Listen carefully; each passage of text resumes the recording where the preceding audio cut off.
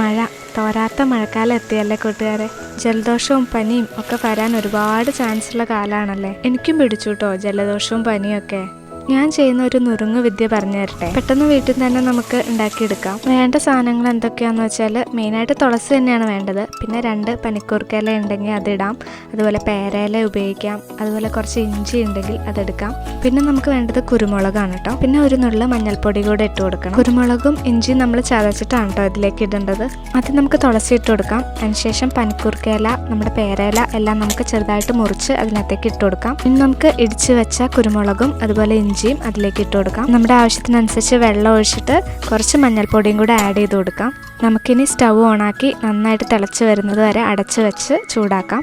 നന്നായിട്ട് തിളച്ചപ്പോൾ ഞാൻ stove off ചെയ്ത് നന്നായിട്ട് ആറ്റിയെടുത്തതാണിത്. ഒരു ഇളം ചൂടോടെ വേണം കേട്ടോ ഇത് കുടിക്കാൻ. ചുമയ്ക്കും ജലദോഷത്തിനൊക്കെ നല്ലൊരു ഔഷധമാണ് കേട്ടോ കൂട്ടുകാരെ. എല്ലാവരും ഒന്ന് ട്രൈ ചെയ്ത് നോക്കണേ.